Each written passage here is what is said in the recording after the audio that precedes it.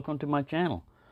Well, I got a bunch of knives out here for you to look at because the title of this video, normally I don't write down notes, but I had to write down notes on this one, was traditional budget knives traditional budget knife brands when you're on a budget. And it's just a fact that not just in America but globally, people are facing inflation, higher prices, shortages, stuff like that. And whatever your knife budget was before, usually if you've got more than one knife or something, your knife budget is like a discretionary spending thing. Some people are going to have to, completely cut it off just to make ends meet. And other people are going to have to cut back their knife purchases, the value. Like if you were saying before, a $150 or $200 knife is no big deal to me. Pretty soon, sooner or later, like I said, budget depends upon your financial status. That's entirely up to you. I'm talking about from people on the low end of the financial scale, with not a lot of resources. Now, that doesn't mean you have to cut out buying knives. It just means that you have to go within whatever your budget is. So if your budget was before, I can only spend $150 on a knife a month, your budget may have to get knocked down to, I can only spend $50, And instead of saying, well, since I'm cutting it that much and I don't like any knife under this, then I'm just not going to buy a knife. Another consideration you might want to take into fact is, if you like knives and you like buying knives and collecting knives, you can still get knives on a budget that are perfectly fine and enjoyable, as a knife. Yeah, they're not going to be the high-end steel necessarily that you used to like, and they're not going to have the perfect fit and finish, and they're not going to have the, the rarity of a GEC or something like, oh, you can just put this up and say, look what I got. Yeah, I got one too, man. Yeah, it was about like $15, But when you whip one out and you say, look at this, man. This knife right here, I got on a waiting list, I did the secret handshake, I talked to the right people, and I got this, and everybody's like, wow, yeah, that's impressive. I'll never be able to do that, but yeah, that's an impressive feat, bravo. I'm not saying everybody does that, but in some cases that's what it is. It's just showing off, and you can show off a budget knife. The people that are impressed with GEC might look at it and say, there's a gap right there. Yeah, you know what? It doesn't bother me in a bit. Look how good they did the rest of it. You try putting a knife together like this. You try building one on your own. I guarantee you, way metal is, man. Even if it comes out of machine, they say it's flat. It's not always flat. You're gonna have to do some finishing. And when you're talking about a budget knife, $15 or so, they ain't got time to do all that straightening up. He'd probably get jumped on by his supervisor. What are you doing over there? I'm trying to make it fit right. It's good enough, I think Rough Rider does a pretty good job on their assembly of these knives and fit and finish and everything. And for the price, now you see the scales, colors don't match. This is dark blue. Guess what, This gives you a chance to experiment. You can get some dye and try to just dye one side of the scale a little darker blue, That's another thing about budget knives. You can experiment with them. Now, if you've got a thing against China, you can get budget knives that are not made in China. You can get ones that are made in the United States that are still, traditional, somewhat traditional. Like, this is Bear & Son. Now I've got the Bear & Son right here also. The Barlow that I won. But, yeah, they're made in USA. They're a good, traditional looking design, and they're unique. You don't spend a whole lot of money. You're spending a little bit more than a Rough Rider and everything, but you know, you're getting something that, if that concerns you, that's made in the United States. Again, you know, you don't have to just concentrate on the United States. I recently found this one. This one's been hiding. You can go with Joker. You know, now this one doesn't have the complete latching system like this one does. It's stylized, but again, this one's going to cost you a lot more money than this one. But when it comes down to it, you know, I got to be careful opening these knives on camera. I like the way this one works, you know. Yeah, it's cool that this is, you know, stylized down here. But again, you're saving money, you know. I think both of these have the exact same steel. This one locks up solidly. It's non-locking, you know, so that gives it another advantage. And it's made in Spain, so, you know, there you go. Great half stop on it. It has that traditional, you know, look. Like I said, olive wood, this, a little bit better fit and finish. Whatever your budget is, you know, there's a knife or a brand that'll fit in there. You don't have to completely cut it off. Another way of doing it, I know this one I'm not going to open on camera for you. I will, but I'm going to be very safe. I'm going to open it like this, pull towards me instead of away from me. You see, all my fingers were away. I still have all my fingers. You can collect older knives, you know. That's a really great opportunity, because a lot of times you just look at them, and I like to go for the ones that look like they've got a lot of surface rust, but not necessarily a lot of blade damage. I don't want one that's necessarily over sharpened. Some of them you can modify pretty well, you know, like they broke the tip off right here. You could still bring that down, and instead of a clip point, it's kind of like more of a, you know, you could kind of make it a sheep's foot or a, you know, something. You know, you can just modify the shape. It's up to you.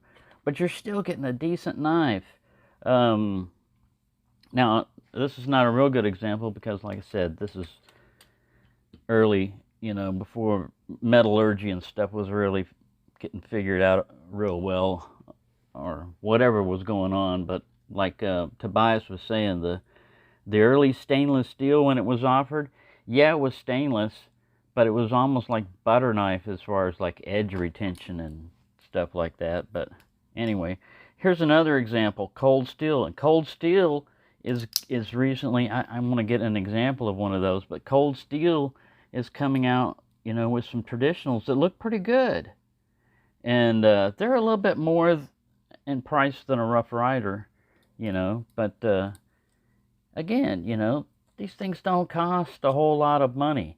And yeah, you know, when you, in my mind, if you get a knife that you know is inexpensive and it works and everything, you can't go crazy about saying, this handle feels plasticky. Yeah, because it's plastic. You know, I mean, they call it something, but still, you know, they tried to add some texture to it. They saved some cost. If they had put olive wood in here, the price had gone up, and it kind of defeats the whole purpose of having a budget knife if you have to pay $250 for it. It's no longer a budget knife in my budget.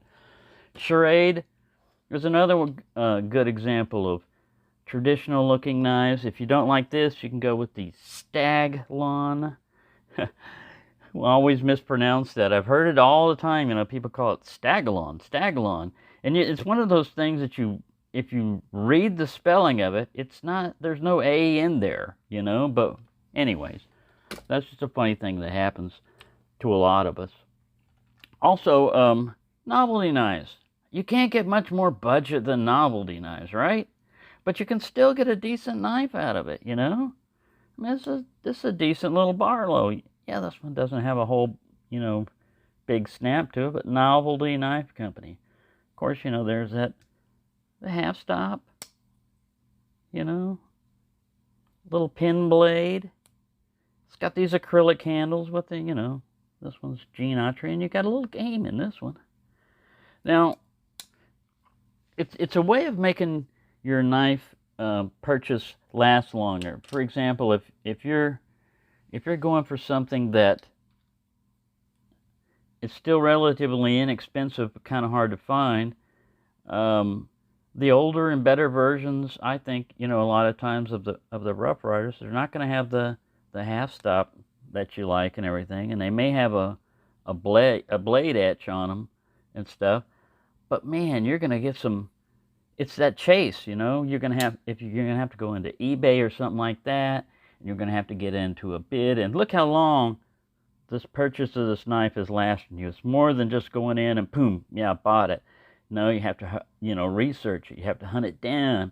And then when you find it, you got to decide, how much do I want to pay for this? How badly do I want to pay for this? This one came in a nice little tin also. I don't have it available right now. It's hiding somewhere. Some of them you have to jump on pretty quick. This is the Marbles D2 Jumbo Trapper. You can tell by the hole in the blade there. But when these came out, I thought it was a misprint, until I saw the shield there that said D2 right on it, like, what? Because they didn't charge that much more for these knives. And I mean, but only by like $2, maybe $3 more than the standard, Marbles Trapper, that had it come with it. But I mean, it doesn't always have to cost you a lot of money. My only complaint about this one is I wish they would have put a big worm. They can do it. Marbles and Rough Rider are both brands owned by Smoky Mountain Knife Works. And I heard them talk before in a live chat that Marbles is made in the same factory that Rough Riders is made in. So that's why a lot of this stuff looks similar. I would say it's probably just a sectioned off division. They're still using common tools, common stuff, but they section them off,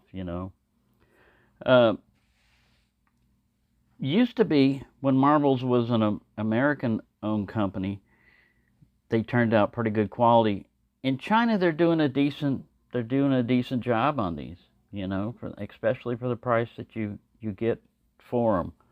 But it's just nostalgia. I just wish that's another American knife company that I wish wouldn't have completely moved everything over to China.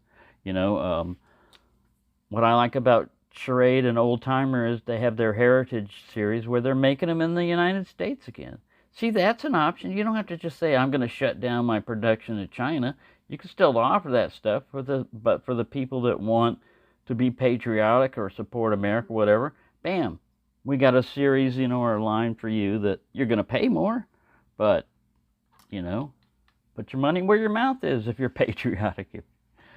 If you can't have it both ways, man. You can't have it, made in America and super cheap and at the same time.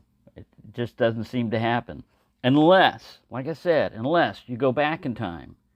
You go back, this one was made in Japan, but I mean, I'm going to be careful.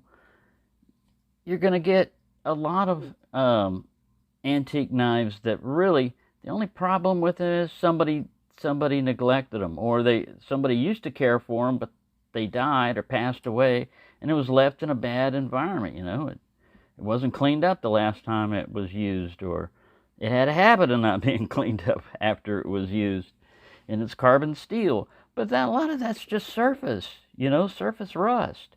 And the non-snappy action, man, this thing's snappy. And you've already seen it will cut. It will cut. So, that's just some of the options. Now, another example, I didn't bring it out here with me. I was going to bring it out here with me, is the, like Case. Case even has a line that's like Delrin and stuff like that. That's usually less expensive because it costs less to make it, but still, it's within the budget range. The same way it goes with the flipper knives too. You've got Civivi that has the Wii, and then the Civivi, and then the Sin Cut. I don't have any Sin Cuts, but from what I've seen from people reviewing them, like Jersey Knife Guy and Jolly Peanut, they look like they're pretty good knives for the value, So that's just one of the things I was trying to, come across with in this video, is that there are options out there. You don't always have to go for the super fancy, expensive ones, and things that you might think that are out of your reach. It might just be because you've narrowed your field down to where I'm only want to buy this, and that's fine. If your thing is I only collect GEC, all right, cool. Good luck with that.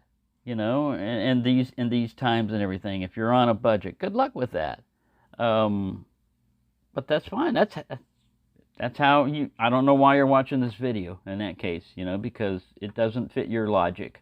Your logic is it's buy no matter what the cost or the price, I guess. I don't know. I have GECs. I love them. I have like 3 of them. That's enough for me.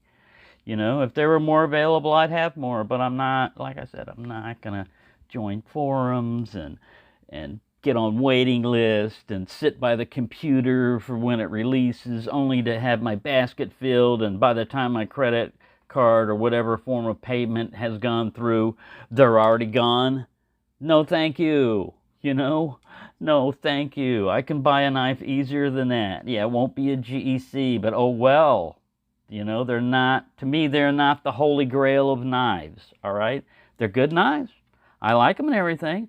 What I do not like is the non-availability of them, So, to me, if you're making that much money and you're getting that much demand, expand your shop. Hire more workers. Produce more. You will make more money. But I know they have their own philosophy. They're not going to do that, and they're only going to produce so many, and that's part of the thrill of it and everything. Fine, you have fun with that. I'm out of that game. Count me out. No, thank you. Not when I can buy a lot of different knives. To me, I'm not stuck in that. It has to be this particular knife or this particular brand or this particular steel, or I'm not happy. To me, all it has to be is a knife, and I'm happy, Yeah, I've got low standards. I'm easily amused. It has its advantages. Financially, like I said, and Rough Rider comes out with some innovative things. They've got a Hawkbill bolster lock. Like I said, the last time I looked at Smoky Mountain Knife Works and they were talking about their new releases, it cost me like about 30 or 40 bucks because I saw a lot of knives that I wanted. I'm like, oh yeah, I'm going to get that. In my brain, I had already made the purchase. I'm like, all right, you got to set aside so much money for this knife, And that's just the way I am with knives, If I see something that I like and I want it, then I have to weigh it against all the other things on the list, the list of knives I want to get. That list rarely ever goes down. If one comes off that list, 5 go on by the time that one had come off. But anyways, I've rambled on long enough. I think I covered everything here. Budget offerings from major manufacturers, all these different ones. Cold steel, vintage knives, novel knives. Frost cutlery I didn't mention very much because I don't have a lot of experience with their knives, their traditional knives. And from what I've seen, they seem to be lower quality. They offer less features. And as one example I will give is like doctor's knives. When Rough Rider has a doctor's knife and they have a spatula on it, they have a nail nick. They have some way of getting it out. With the Frost, from what I've seen, they don't have a nail nick. You basically have to deploy the main blade and get your thumb or fingernail up underneath the spatula to get it out. And their fit and finish is not as well as a Rough Rider's. That's from what I've seen. And I have a couple of them. I don't think I have any traditionals I bought. My dad used to get some of them. One of his last knives is a Frost cutlery with pack of wood. Their frost wood or whatever they put on there. What do they call it? Frost wood, I think. The multicolored one. But anyway, there you go. I rambled on long enough. Just consider the different options that you can get. And, pace it out too. Also is another thing. If your budget is $50 for knives now, it used to be $150. You don't have to spend it all $50 on one knife, or all at one time with 10, with five $10 knives. What you can do is do that purchase. Now, yeah, you're going to have to count and factor into the fact shipping and everything, but you could do your purchase and spread them out over time so that you get 3 or 4 knives a month. Every week a knife is coming in, and you won't miss it as much. I think you'll still be able to do that. But if you have to cut it down, that's understandable. Everybody has their own individual situations, and your finances is whatever your finances are. If you have to make cutbacks, then you have to make cutbacks. But these are just some things you might want to consider. Anyways, thank you for sticking around till the end. Thank you for watching, and have a nice day.